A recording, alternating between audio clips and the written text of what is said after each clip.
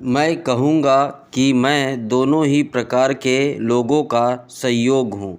मैं नए विचारों से प्रेम करता हूँ और मैं कार्य करने से भी प्रेम करता हूँ। तो जो लोग इस तरह की कार्यसूची जानना चाहते हैं कि शुरू कैसे किया जाए, उनके लिए मैं संक्षेप में कुछ ऐसी चीज़ें बताऊंगा जो मैं करता हूं। आप जो कर रहे हैं उसे करना बंद कर दें। दूसरे शब्दों में, अवकाश लें और आंकलन करें कि क्या कारगर है और क्या कारगर नहीं है। पागलपन की परिभाषा यही है कि आप वही चीज़ बार बार करते चले जाएं और अलग परिणामों की अपेक्षा करें।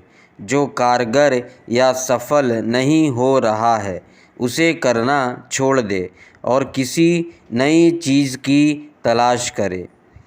नए विचारों की तलाश करें। निवेश संबंधी नए विचारों के लिए मैं बुक स्टोर्स में जाकर अलग अलग तथा अनूठे विषय पर पुस्तकें खोजता हूँ। मैं उन्हें फॉर्मूले कहता हूँ। मैं जिन फॉर्मूले के बारे में कुछ नहीं जानता उन पर कैसे करें पुस्तक खरीदता हूँ।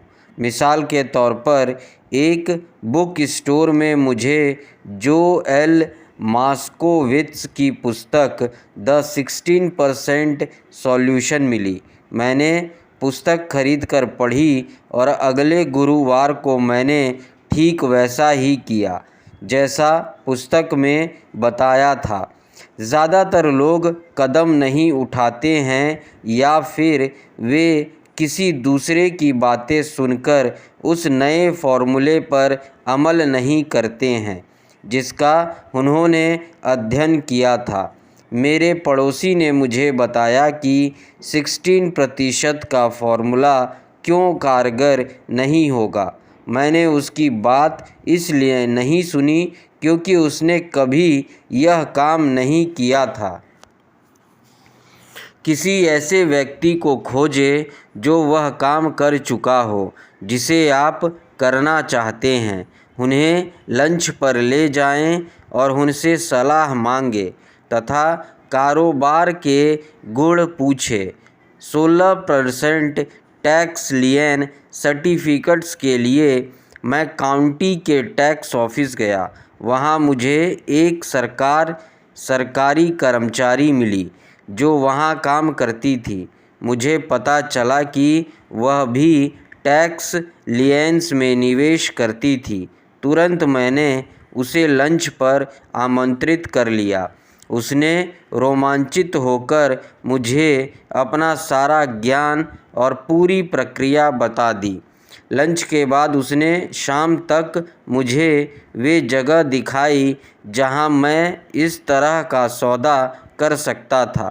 उसकी मदद से अगले दिन तक मैंने 2 बेहतरीन जायदादें खोज ली जो तब से 16% ब्याज दे रही है।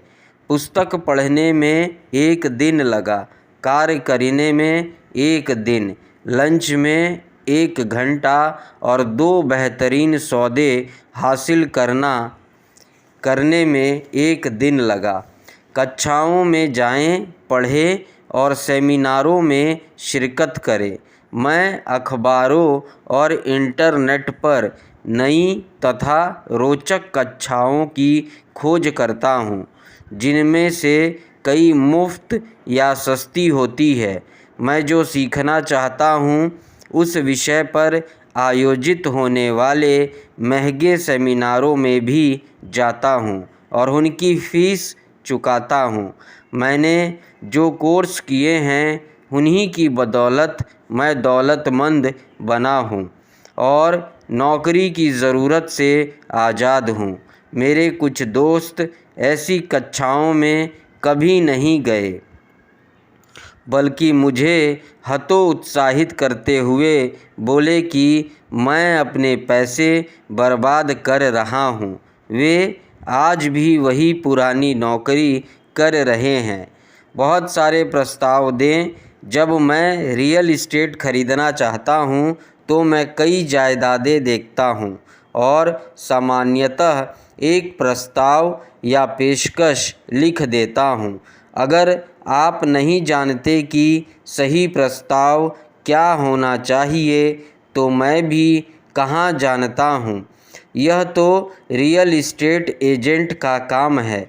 वे प्रस्ताव देते हैं, मैं तो यथासंभव न्यूनतम काम करता हूँ।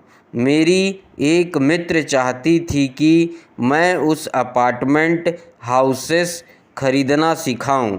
एक शनिवार को वह अपने एजेंट और मेरे साथ 6 अपार्टमेंट हाउस देखने गई।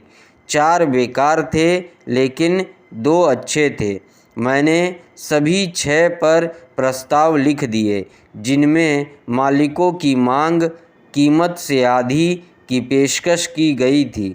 मेरी मित्र और उसके एजेंट को दिल का दौरा पड़ते पड़ते बचा। उन्हें लगा कि यह अपमानजनक है और इससे बेचने वालों का बुरा लगेगा, लेकिन मैं सोचता हूँ कि दरअसल एजेंट उतनी कड़ी मेहनत नहीं करना चाहता था, इसलिए उन्होंने कुछ नहीं किया और वे किसी ज़्यादा अच्छे सौदे की तलाश में चल गए। उन्होंने आज तक मकान मालिक के सामने एक भी पेशकश नहीं की, एक प्रस्ताव नहीं भेजा। वह महिला अब भी सही कीमत पर सही जायदाद की तलाश कर रही है। देखिए, जब तक सौदा करने के लिए आपके सामने दूसरा पक्ष ना हो तब तक आप यह नहीं जान सकते कि सही कीमत क्या है। ज़्यादातर विक्रेता बहुत ज़्यादा भाव मांगते हैं। यह दुर्लभ है कि कोई विक्रेता वास्तविक मूल्य से कम भाव मांगे। कहानी का सबक प्रस्ताव दे, पेशकश करे। जो लोग निवेशक नहीं हैं वे जानते ही नहीं हैं कि किसी चीज़ को बेचना कितना कठिन होता है।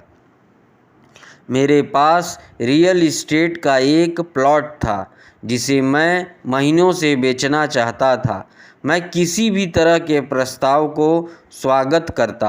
अगर कोई मेरे सामने 10 सूअर देने का प्रस्ताव भी रखता तो भी मैं खुश हो जाता। प्रस्ताव पर नहीं बल्कि इस बात से कि किसी ने तो रुचि दिखाई। मैं शायद दाम बढ़ाता, शायद सूअरों का पूरा बाड़ा मांग लेता। तो यह खेल इस तरह से खेला जाता है। खरीदने और बेचने का खेल मज़ेदार होता है। इस बात का हमेशा ध्यान रखें। यह मज़ेदार है और यह सिर्फ एक खेल है। प्रस्ताव दें, कोई ना कोई तो हाँ कहेगा। प्रस्ताव देते समय मैं हमेशा बचाव की शर्त डाल देता हूँ। रियल इस्टेट में से ऐसी भाषा में प्रस्ताव देता हूँ जिसमें शर्त वाला प्रावधान होता है, जैसे किसी कारोबारी साझेदार का अनुमोदन। कभी भी ना बताएं कि आपका कारोबारी साझेदार कौन है। ज़्यादातर लोग यह बात नहीं जानते हैं कि मेरे साझेदार मेरी बिल्ली है। अगर वे प्रस्ताव स्वीकार कर लेते हैं तो मैं सौदा नहीं करना चाहता, तो मैं घर पर फ़ोन करके अपनी बिल्ली से बात कर लेता हूँ। मैं इस मूर्खतापूर्ण कथन के जरिए यह बताना चाहता हूँ कि यह खेल कितना आसान और सरल है। ज़्यादातर लोग चीज़ों को बहुत ज़्यादा मुश्किल बना देते हैं और इसे ज़रूरत से ज़्यादा गंभीरता से लेते हैं। सही सौदा, सही कारोबार, सही लोग, सही निवेशक या चाहे जो भी हो, उसे खोजना डेटिंग जैसा होता है। आप बाज़ार में जाकर बहुत से लोगों से बातचीत कर सकते हैं, बहुत से प्रस्ताव दे सकते हैं, प्रस्तावों का उत्तर दे सकते हैं, मोल भाव कर सकते हैं, अस्वीकार कर सकते हैं या स्वीकार कर सकते हैं। मैं बहुत से कुंवारे लोगों को जानता हूँ जो घर पर बैठे रहते हैं और फ़ोन की घंटी के बजने का इंतज़ार करते हैं, लेकिन इससे बेहतर तो यह है कि वे बाज़ार में जाएं, भले ही यह सुपर बाज़ार ही क्यों ना हो। खोजना, प्रस्ताव रखना, अस्वीकार करना, सौदेबाजी करना और स्वीकार करना जीवन में लगभग हर चीज़ की प्रक्रिया के हिस्से हैं। महीने में एक बार किसी खास क्षेत्र में 10 मिनट तक जॉगिंग करें, पैदल घूमें या कार यात्रा करें। मैंने अपने कुछ सबसे अच्छे रियल एस्टेट निवेश इसी तरह खोजे हैं। मैं 1 साल तक किसी खास इलाके में जॉगिंग करता हूँ और फिर परिवर्तन पर नज़र डालता हूँ। किसी भी सौदे में फ़ायदे के लिए 2 तत्वों का होना ज़रूरी है, एक है अच्छा सौदा और दूसरा परिवर्तन। अच्छे सौदे तो बहुत मिल जाते हैं, लेकिन परिवर्तन ही किसी अच्छे सौदे को लाभकारी अवसर में बदलता है। इसलिए मैं उस इलाके में जॉगिंग करता हूँ जहाँ मैं निवेश करना चाहूँगा।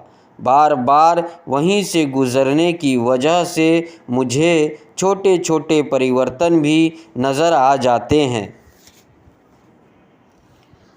मैं रियल एस्टेट के ऐसे साइन बोर्ड पहचान लेता हूँ जो लंबे समय से लगे हैं। इसका मतलब है कि बेचने वाला सौदे के लिए ज़्यादा उतावला होगा। मैं ट्रकों के आने जाने पर नज़र रखता हूँ। मैं रुक कर ड्राइवर से बातचीत करता हूँ। मैं डाकियों से बातचीत करता हूँ।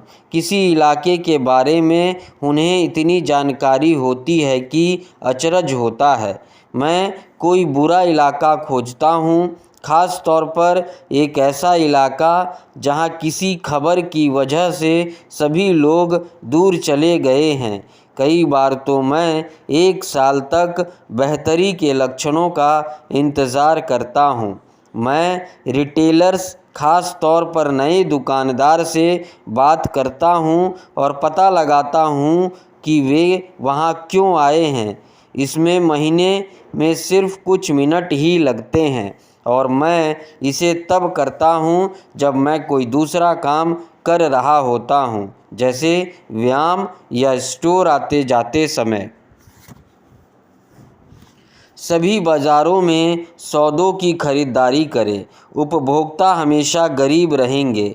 जब सुपरमार्केट में सेल लगती है, मान लें टॉयलेट पेपर की, तो उपभोक्ता दौड़ कर जाते हैं और स्टॉक पूरा भर लेते हैं। लेकिन जब मकानों के बाज़ार या शेयर बाज़ार में सेल लगती है, जिसे अक्सर क्रैश या करेक्शन कहा जाता है, तो वही उपभोक्ता अक्सर दूर भाग जाता है।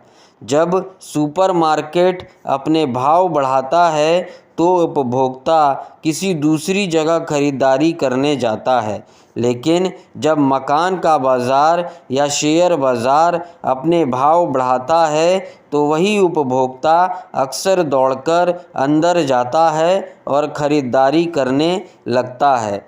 हमेशा याद रखें, मुनाफा बेचते समय नहीं, खरीदते समय कमाया जाता है। सही जगह पर अच्छे सौदों की तलाश करें। एक पड़ोसी ने $1,00,000 में एक कॉन्डोमिनियम खरीदा। मैंने उसके बगल में उसी जैसा एक कॉन्डोमिनियम $50,000 में खरीदा। उसने मुझे बताया कि वह भाव बढ़ने का इंतज़ार कर रहा है। मैंने जवाब दिया कि फ़ायदा खरीदते समय होता है, ना कि बेचते समय। उसने एक रियल एस्टेट ब्रोकर के ज़रिए इसे खरीदा था, जो खुद किसी जायदाद की मालकिन नहीं थी। मैंने इसे एक बैंक के फोरक्लोज़र नीलामी में ख़रीदा था। मैंने एक कक्षा में $500 की फ़ीस देकर सीखा था कि ऐसा कैसे किया जा सकता है। मेरे पड़ोसी का सोचना था कि रियल एस्टेट में निवेश की कक्षा के लिहाज से $500 की फ़ीस बहुत ज़्यादा है। उसने कहा था कि उसके पास ना तो इतने पैसे हैं, ना ही समय, इसलिए यह भाव बढ़ने का इंतज़ार कर रहा है। पहले ऐसे लोगों की तलाश करें जो खरीदना चाहते हैं, फिर किसी ऐसे व्यक्ति की तलाश करें जो बेचना चाहता हो। एक मित्र एक खास तरह का प्लॉट खोज रहा था। उसके पास पैसा तो था, लेकिन समय नहीं था। मैंने अपने मित्र की आवश्यकता से बड़ा प्लॉट खोज लिया। फिर मैंने अनुबंध करने के बाद अपने मित्र को फ़ोन किया। मित्र ने कहा कि वह अनुबंध करने के बाद अपने मित्र को फ़ोन किया। मित्र ने कहा कि वह उस प्लॉट का एक हिस्सा चाहता है, तो मैंने उसका मनचाहा हिस्सा उसे बेच दिया और ज़मीन खरीद ली। बची हुई ज़मीन को मैंने मुफ्त में अपने पास रख लिया। कहानी का सबक: केक को खरीदो और उसे टुकड़ों में बांट दो। ज़्यादातर लोग अपनी हैसियत के मुताबिक सामान की तलाश करते हैं, इसलिए उनकी नज़र बहुत छोटे टुकड़े पर ही रहती है। वे केक को सिर्फ एक ही टुकड़ा खरीदते हैं, इसलिए वे अंततः कम सामान की ज़्यादा कीमत चुकाते हैं। छोटा सोचने वालों को बड़े अवसर नहीं मिलते। अगर आप ज़्यादा अमीर बनना चाहते हैं तो बड़ा सोचें। रिटेलर्स थोक खरीदने वाले को डिस्काउंट देना पसंद करते हैं, सिर्फ इसलिए क्योंकि अधिकतर कारोबारी लोग ज़्यादा खर्च करने वाले को पसंद करते हैं। भले ही आपकी हैसियत कम हो, लेकिन आपको हमेशा बड़े विचार ही सोचने चाहिए। जब मेरी कंपनी कंप्यूटर खरीदने वाली थी, तो मैंने कई मित्रों को फ़ोन करके पूछा कि क्या उन्हें भी कंप्यूटर खरीदना है। फिर हमने अलग अलग डीलर्स के पास जाकर मोल भाव किया और अंततः एक बढ़िया सौदा कर लिया, क्योंकि हमें बहुत से कंप्यूटर खरीदने थे। यही मैंने शेयरों के साथ भी किया है। छोटे लोग हमेशा छोटे ही बने रहते हैं, क्योंकि उनकी सोच छोटी होती है। वे अकेले काम करते हैं या बिल्कुल भी काम नहीं करते। इतिहास से सीखें। शेयर बाज़ार को सभी बड़ी कंपनियां छोटी कंपनियों के रूप में शुरू हुई थी।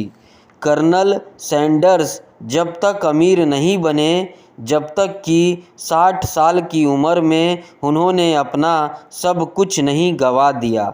बिल गेट्स 30 साल से भी कम उम्र में संसार के सबसे अमीर व्यक्तियों की गिनती में आ गए। सक्रियता हमेशा निष्क्रियता को हरा देती है।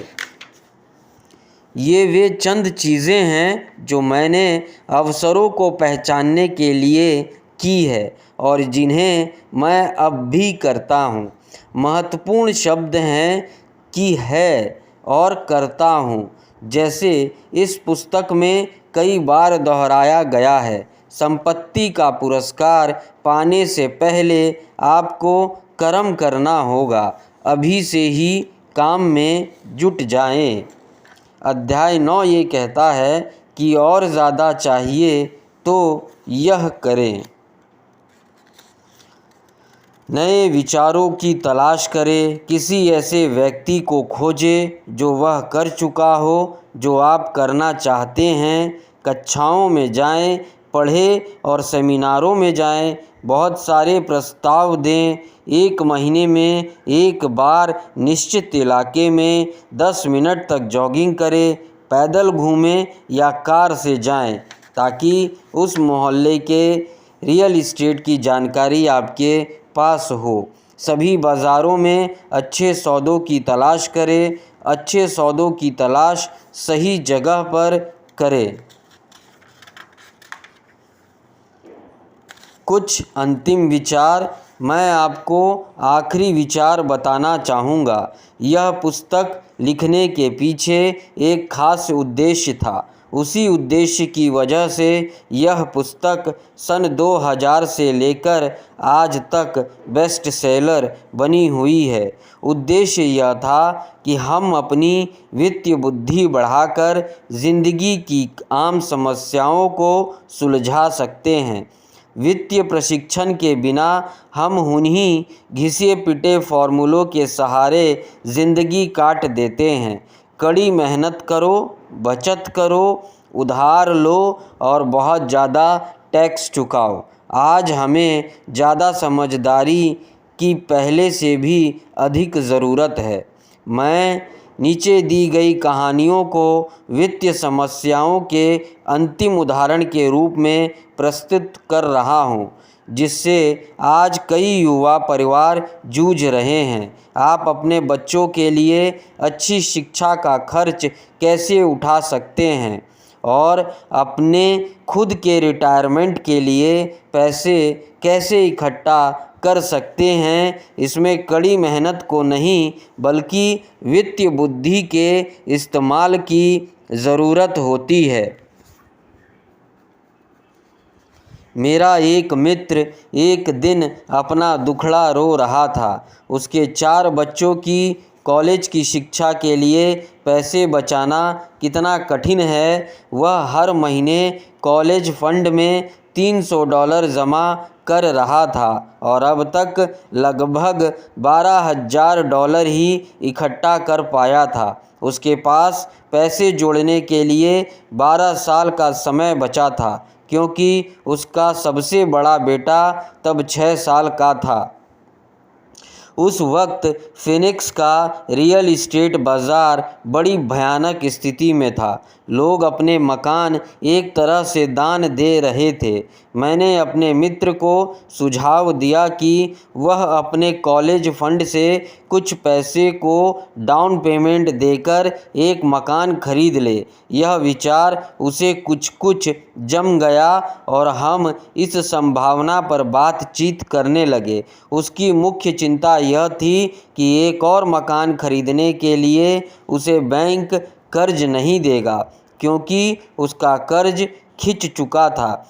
मैंने उसे आश्वस्त किया और मकान को फाइनेंस करने के बैंक के अलावा भी दूसरे तरीके होते हैं।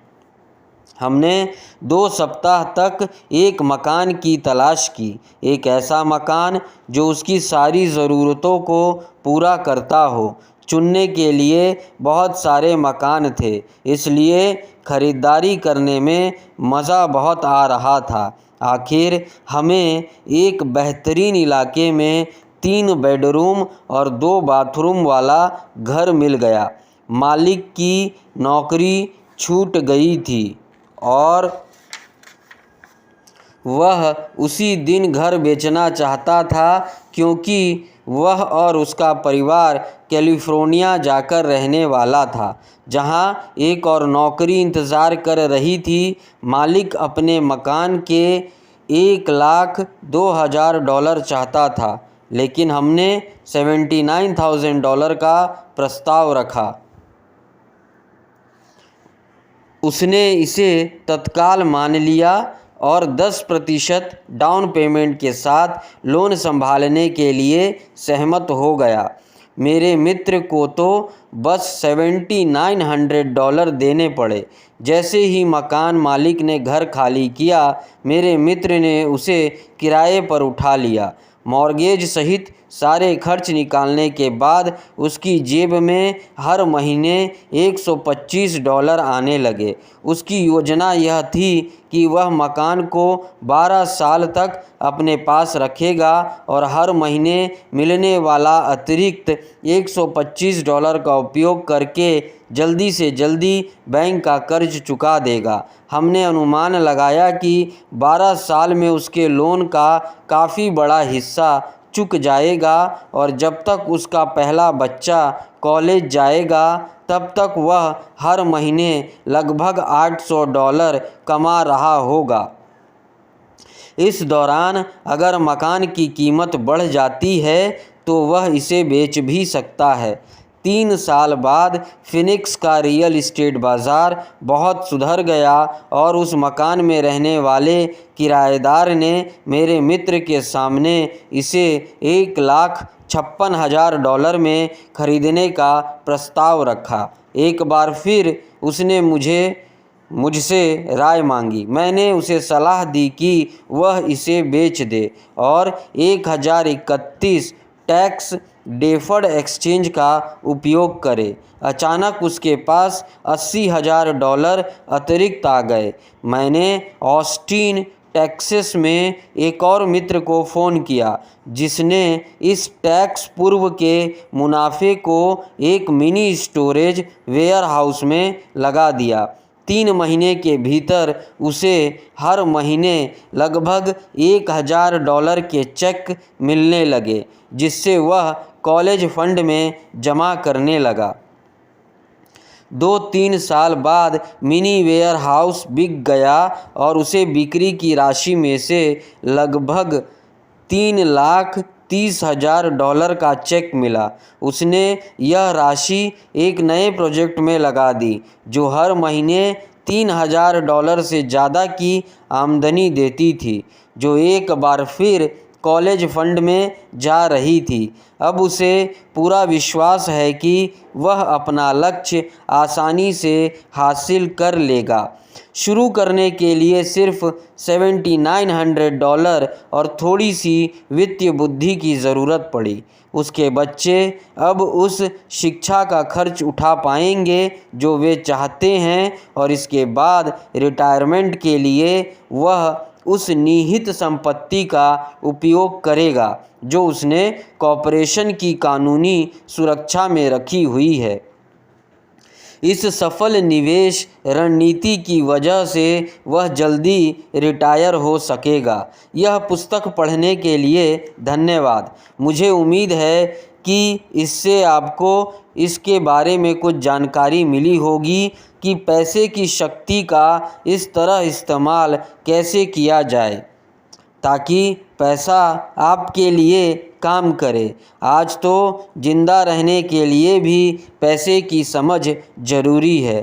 पैसे बनाने के लिए पैसे की ज़रूरत होती है। यह विचार दृष्टि से नासमझ लोगों की मानसिकता है। इसका यह मतलब नहीं कि वे समझदार नहीं हैं, उन्होंने तो बस पैसे बनाने का विज्ञान नहीं सीखा। धन सिर्फ एक विचार है। अगर आप ज़्यादा धन चाहते हैं तो बस अपनी सोच बदल ले। हर स्वनिर्मित इंसान ने एक विचार के साथ छोटे पैमाने पर शुरुआत की थी और इसके बाद वह इसे धीरे धीरे फैलाता गया। यही फॉर्मूला निवेश पर भी लागू होता है। शुरू करने और इसे बढ़ाकर किसी बड़ी चीज़ में बदलने के लिए सिर्फ कुछ डॉलर की ही ज़रूरत होती है। मैं बहुत से ऐसे लोगों से मिलता हूँ जो जीवन भर किसी बड़े सौदे के पीछे भागते रहते हैं और उसके लिए बहुत सारा पैसा इकट्ठा करने की कोशिश करते हैं, लेकिन मेरी नज़र में यह मूर्खतापूर्ण है। अक्सर मैंने देखा है कि सीधे साधे निवेशक अपनी इकट्ठी की हुई पूंजी एक साथ किसी सौदे में लगा देते हैं और इसका अधिकतर हिस्सा तेज़ी से गंवा भी देते हैं। हो सकता है कि वे अच्छे कर्मचारी हो, लेकिन वे अच्छे निवेशक तो हरगिज़ नहीं हैं। धन संबंधी शिक्षा और बुद्धि महत्वपूर्ण है। जल्दी शुरुआत करें, कोई पुस्तक खरीदें, किसी सेमिनार में जाएं, अभ्यास करें, छोटी शुरुआत करें। मैंने 6 साल से भी कम समय में $5,000 को $10,00,000 की संपत्ति में बदला था, जिससे हर महीने $5,000 का कैश फ्लो मिलता था। लेकिन मैंने सीखना बचपन से ही शुरू कर दिया था। मैं आपको सीखने के लिए प्रोत्साहित करता हूँ, क्योंकि यह ज़्यादा मुश्किल नहीं है। दरअसल इसके आदी होने के बाद आपको यह काफ़ी आसान लगेगा। मैं सोचता हूँ कि मैंने अपना संदेश स्पष्टता से पहुँचा दिया है। जो आपके दिमाग में होता है, उसी से यह तय होता है कि आपके हाथों में क्या होता है। धन सिर्फ एक विचार है। थिंक एंड ग्रो रिच या सोचिए और अमीर बनिए नामक एक बेहतरीन पुस्तक है। इसका शीर्षक यह नहीं है कड़ी मेहनत करें और अमीर बने।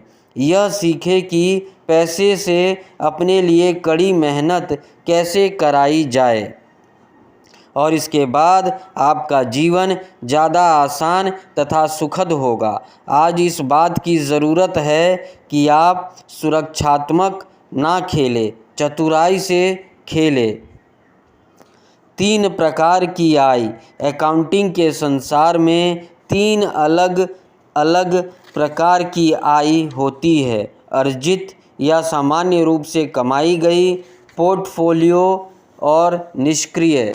जब मेरे गरीब डैडी ने मुझसे कहा था, स्कूल जाओ, अच्छे ग्रेड लाओ, सुरक्षित नौकरी खोजो, तो वे मुझे सलाह दे रहे थे कि मैं अर्जित आय के लिए काम करूं।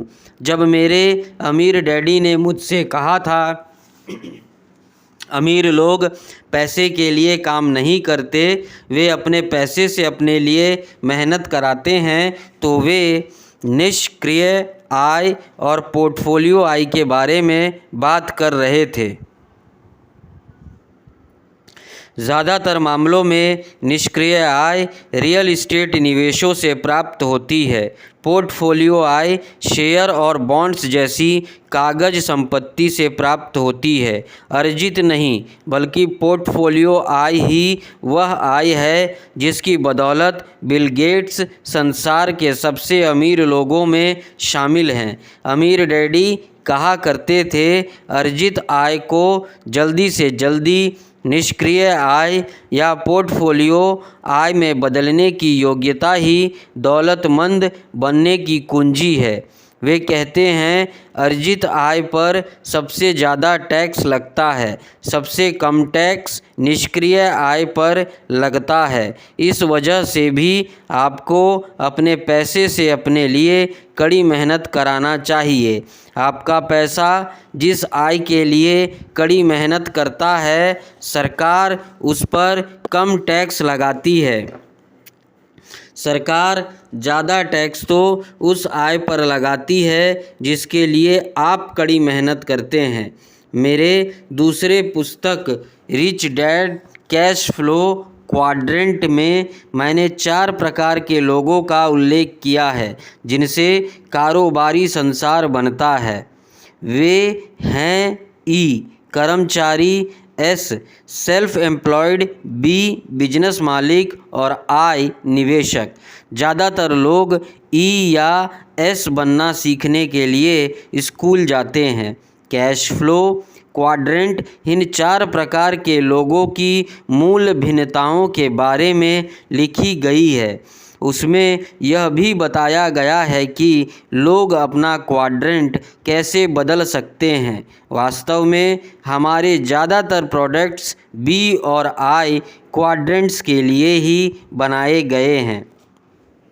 रिच डैड सीरीज़ की तीसरी पुस्तक rich dad's guide to investing से मैंने अर्जित आय को निष्क्रिय और पोर्टफोलियो आय में बदलने का महत्व पर ज़्यादा विस्तार से बात की है। अमीर डैडी कहा करते थे, सच्चा निवेशक बस यही करता है कि अर्जित आय को निष्क्रिय और पोर्टफोलियो आय में बदल देता है। अगर आप यह जानते हैं कि आप क्या कर रहे हैं तो निवेश खतरनाक नहीं है, यह तो बस कॉमन सेंस की बात है। वित्तीय स्वतंत्रता की कुंजी अर्जित आय को निष्क्रिय या पोर्टफोलियो आय में बदलने की योग्यता ही वित्तीय स्वतंत्रता और भारी दौलत की कुंजी है। मेरे अमीर डैडी ने माइक और मुझे यह योग्यता सिखाने में काफ़ी समय लगाया। इसी योग्यता की वजह से मेरी पत्नी किम और मैं आर्थिक दृष्टि से स्वतंत्र हैं तथा हमें दोबारा कभी काम करने की कोई ज़रूरत नहीं। हम अब भी काम करते हैं, मगर शौक़ से। आज हम एक रियल एस्टेट निवेश कंपनी के मालिक हैं जिससे हमें निष्क्रिय आय प्राप्त होती रहती है। पोर्टफोलियो आय के लिए हम शेयरों के प्राइवेट प्लेसमेंट्स तथा आईपीओ में निवेश करते हैं। हम एक वित्तीय शिक्षा कंपनी बनाने के लिए भी काम पर लौटे ताकि हम पुस्तकें प्रकाशित कर सके और खेल ईजाद कर सके। हमारे सारे शैक्षणिक प्रोडक्ट्स इस तरह बनाए गए हैं ताकि लोग वही योग्यता सीख सके जो मेरे अमीर डैडी ने मुझे सिखाई थी। अर्जित आय को निष्क्रिय और पोर्टफोलियो आय में बदलने की योग्यता। हमने जो खेल बनाए हैं वे महत्वपूर्ण हैं क्योंकि उनसे हम ऐसी बातें सीखने को मिलती है जो पुस्तक नहीं सिखा सकती। मिसाल के तौर पर आप सिर्फ पुस्तक पढ़कर साइकिल चलाना कभी नहीं सीख सकते। वयस्कों के लिए हमारा कैश फ्लो गेम और कैश फ्लो फॉर किड्स अर्जित आय को निष्क्रिय तथा पोर्टफोलियो आय में बदलने की बुनियादी निवेश योग्यताएं सिखाने के लिए तैयार किया गया है। ये अकाउंटिंग और वित्तीय साक्षरता के सिद्धांत भी सिखाते हैं। ये खेल जगत के एकमात्र और अनूठे शैक्षणिक प्रोडक्ट्स हैं जो ये सारी योग्यता एक साथ सिखाते हैं। कैश फ्लो 202 हमारे कैश फ्लो 101 का उन्नत संस्करण है और इसे खेलने से पहले कैश फ्लो 101 को खेलने व पूरी तरह समझने की ज़रूरत होती है। कैश फ्लो 101 और cash flow for kids fundamental या आधारभूत निवेश के सिद्धांत सिखाते हैं। कैश फ्लो 202 तकनीकी निवेश के सिद्धांत सिखाता है। तकनीकी निवेश में उन्नत ट्रेडिंग तकनीकें शामिल हैं जैसे short selling, call options, put options और स्ट्रेंडल्स। जो व्यक्ति इन उन्नत तकनीकों को समझ लेता है वह पैसे कमा ले सकता है, चाहे बाज़ार ऊपर जाए या नीचे जाए। कर्म में जुटे। आप सभी को दो महान उपहार दिए गए हैं, आपका दिमाग और आपका समय। इनका मनचाहा उपयोग या सदुपयोग करना आप पर निर्भर करता है। आपके हाथ में आने वाले हर डॉलर से आपको और सिर्फ आपको वह शक्ति मिल जाती है जो आपकी तकदीर बनाती या बिगाड़ती है। इस मूर्खतापूर्ण ढंग से खर्च करते हैं तो आप गरीब बनने का विकल्प चुनते हैं। इसे दायित्व पर खर्च करते हैं तो आप मध्यम वर्गीय में शामिल हो जाते हैं। इसका निवेश अपने दिमाग में करते हैं और संपत्ति इकट्ठी करने में करते हैं तो आप भविष्य में दौलतमंद बनने का विकल्प चुनते हैं तथा लक्ष्य बनाते हैं। चयन आपका और सिर्फ आपका है। हर दिन हर डॉलर के साथ आप अमीर, गरीब और मध्यम वर्गीय होने का फैसला करते हैं। अगर आप यह ज्ञान अपने बच्चों के साथ बांटने का विकल्प चुनते हैं तो आप उन्हें उस संसार के लिए तैयार करने का विकल्प चुनते हैं जो उनका इंतज़ार कर रहा है। यह काम कोई दूसरा खतरा नहीं करेगा।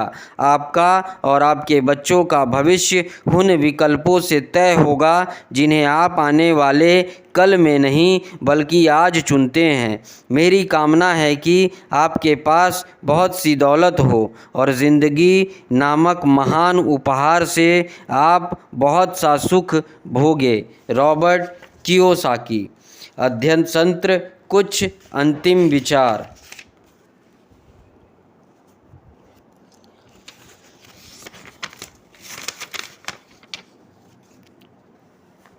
अतिरिक्त प्रश्न है कि वह पहली चीज़ कौन सी है जो आप इस स्टडी गाइड को पूरा करने के बाद करने जा रहे हैं।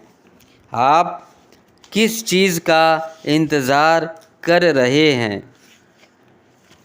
रॉबर्ट कियोसाकी ने अपने पूरे लाइफ की एक्सपीरियंस अपने रिच डैडी और पुअर डैडी से सीखी हुई सभी बातें इस पुस्तक में शेयर की है।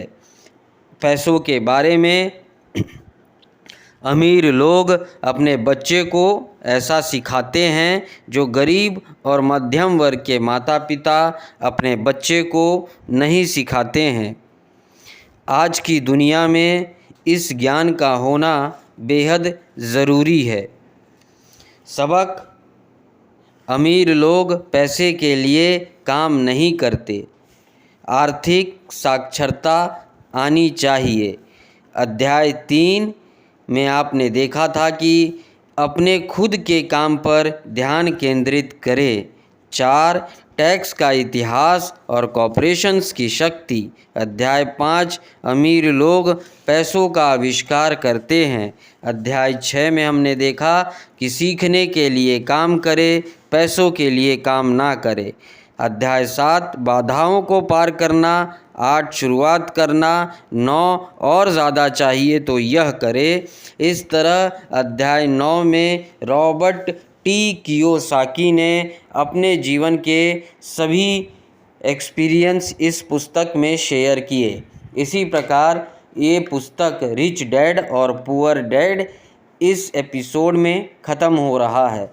आगे आप क्या सुनना चाहते हैं इस चैनल पे कमेंट ज़रूर करें, वह बुक पढ़ी जाएगी। Rich dad poor dad, think grow think big.